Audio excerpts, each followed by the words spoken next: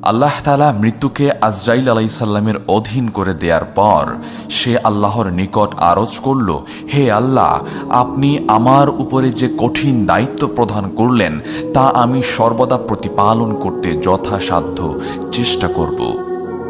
তবে আমার একটা কথা, আপনি যদি আমাকে অনুমতি প্রদান করেন তবে আমার এই দায়িত্ব গ্রহণের কথা আমি আসমান ও জমিনের সর্বত্র একবার ঘোষণা করব। আল্লাহ তাআলা আজরাইলের প্রার্থনা মঞ্জুর করে তাকে ঘোষণা করবার অনুমতি প্রদান করলেন। তখন আজরাইল ফেরেশতা তার সমস্ত পাখা বিস্তার করে আকাশে উড়ে আসমান ও জমিনের সর্বত্র বজ্র নিদানে ঘোষণা করতে লাগলো, হে আকাশ ও পৃথিবীর অধিবাসীগণ, আজ তোমরা আমাকে ভালো রূপে চিনে রাখো। আমি সেই ব্যক্তি যে প্রত্যেক বন্ধুকে তার বন্ধু হতে পৃথক করবে। আমি সেই ব্যক্তি যে স্বামীর সাথে স্ত্রী ও স্ত্রীর সাথে স্বামীর বিচ্ছেদ ঘটাবে। আমি সেই ব্যক্তি যে মাতা পিতার বুক থেকে তাদের স্নেহের পুত্র ও কন্যাকে ছিনিয়ে নিবে। আমি সেই ব্যক্তি যে ভ্রাতা ভগ্নীকে ভ্রাতা ভগ্নী হতে বিচ্ছিন্ন করবে। আমি সেই ব্যক্তি যে মানব সন্তানের যাবতীয় শক্তি, গর্ব ও অহংকারকে চূর্ণ বিচূর্ণ করে মুহূর্তে ধূলিসাৎ করে দিবে। যে মানবের অতি কষ্টে উপার্জিত সাধের ধন দৌলত অন্যের হাত তুলে দিবে।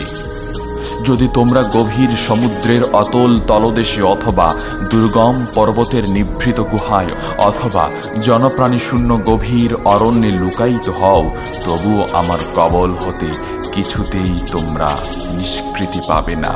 প্রত্যেক প্রাণীকেই একবার আমার কবলে পড়তেই হবে।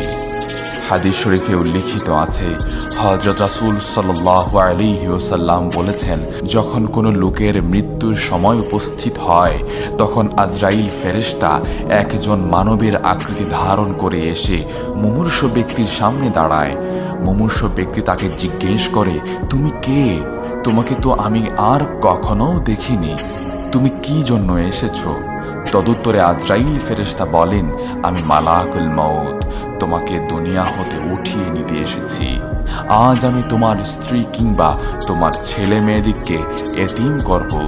তুমি যে বাড়ি ঘর, যে দালান কোঠা প্রস্তুত করার জন্য, যে বিষয় সম্পদ অর্জন করার জন্য চুরি ডাকাতি করেছ, শোধ ঘুষ নিয়েছ, লোকের সহিত ছল চাতুরি ও প্রবঞ্চনা করেছ, মিথ্যা সাক্ষ্য দিয়েছ, অন্যের প্রতি জুলুম অত্যাচার করেছ বা ফাঁকি দিয়েছ ইত্যাদি শত শত প্রকারে আল্লাহর নাফরমানি করে দুজকে খরিদ করেছ, সেই সব বাড়ি ঘর, দালান কোঠা, ধন দৌলত, বিষয় সম্পদ তোমার হাত হতে কেড়ে নিয়ে অন্যের হাতে তুলে দিব। আজরাইল ফেরেশতার কথা শুনে মুমূর্ষ ব্যক্তি অত্যন্ত বিচলিত হয়ে ছটফট করতে থাকে এবং তার দিক হতে মুখ ফিরিয়ে পার্শ্ব পরিবর্তন করে শয়ন করে। আজরাইল ফেরেশতা তখন অপর দিক হতে পুনরায় তাহার সামনে এসে বলতে থাকে, তুমি কি আমাকে চিনতে পারছো না? আমি সেই ফেরেশতা যে তোমার মাতা পিতার জান কবজ করেছিল। তুমি দাঁড়িয়ে থেকে তা দেখে কেঁদেছিলে। আমি যখন তোমার জান কবজ করব তখন তোমার স্ত্রী ও পুত্রকন্যা দাঁড়িয়ে দাঁড়িয়ে দর্শন করবে এবং ক্রন্দন করবে, কিন্তু শত চেষ্টা করেও তারা আমার হাত হতে তোমাকে রক্ষা করতে পারবে না। আমি জগতের লক্ষ কোটি প্রবল পরাক্রান্ত রাজা বাদশাকেও বিন্দুমাত্র খাতির করিনি। আজরাইলের কথা শুনে মুমূর্ষ ব্যক্তি আরও বিচলিত হয়ে পড়েও মৃত্যুর যন্ত্রণায় ছটফট করতে থাকে। আজরাইল ফেরেশতা তাকে জিজ্ঞেস করলেন, বলো তো, দুনিয়াটাকে এখন তোমার কিরূপ মনে হচ্ছে? মুমূর্ষ ব্যক্তি উত্তর করে, এখন আমি বুঝতে পারছি যে দুনিয়ার সব কিছু আমাকে প্রবঞ্চনা ও প্রতারণা করেছে। ঠিক এই সময় আল্লাহ তাআলা দুনিয়াকে এক বৃদ্ধার আকৃতি বিশিষ্ট করে তার সম্মুখে উপস্থিত করেন। দুনিয়া মুমূর্ষ ব্যক্তিকে তিরস্কার করে বলতে থাকে, হে পাপিষ্ঠ, কোন আক্কেলে তুই আমাকে প্রবঞ্চক ও প্রতারক বলে গালি দিচ্ছিস? এরূপ কথা বলতে কি তোর একটু লজ্জা হলো না? দুনিয়ার বুকে তুই নিজেই তো শত শত গুনাহের কাজ করছিস। কোনোদিন তো তুই গুনাহ হতে বাঁচতে বিন্দুমাত্র চেষ্টা করিসনি।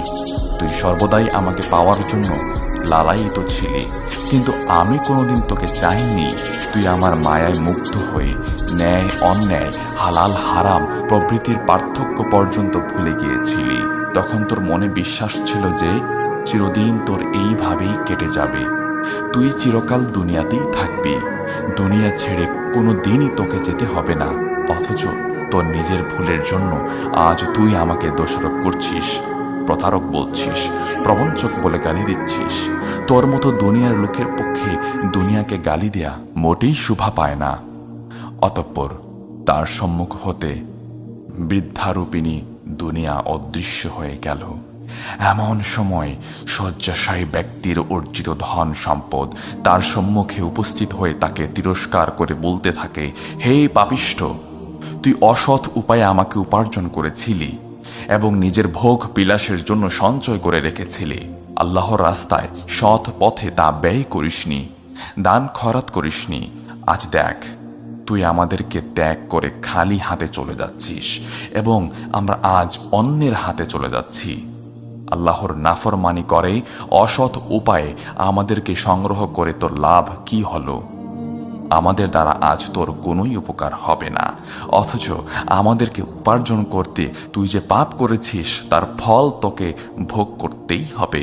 তুই কি কোনোদিনই দেখিসনি যে আল্লাহ তাআলা মহাপবিত্র গ্রন্থ আল কোরআনুল হাকিমে ঘোষণা করেছেন, সেদিন ধন দৌলত এবং সন্তান সন্ততি কোনোই কাজে আসবে না, শুধুমাত্র যারা সরল অন্তঃকরণ নিয়ে আল্লাহর সমীপে উপস্থিত হবে তারাই উপকৃত হবে। অতঃপর মালাকুল মউত তার জান কবজ করে নিয়ে যায়। তো বন্ধুরা, আজকের এই পর্বটি এই পর্যন্তই। পরবর্তী পর্বের জন্য অপেক্ষায় থাকুন, আমাদের পাশেই থাকুন। জাযাকাল্লাহ।